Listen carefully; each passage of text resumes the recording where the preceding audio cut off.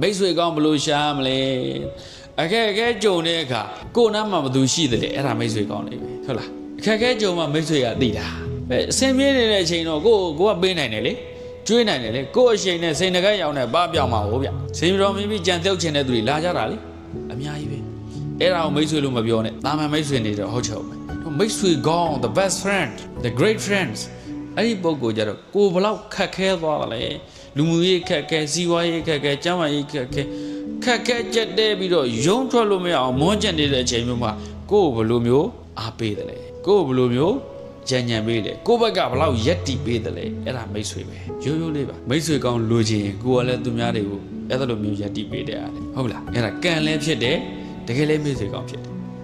သူများတွေခက်ခဲကြက်တဲနေကြကိုဘလောက်ဆောင်းရှော့ပေးနိုင်တယ်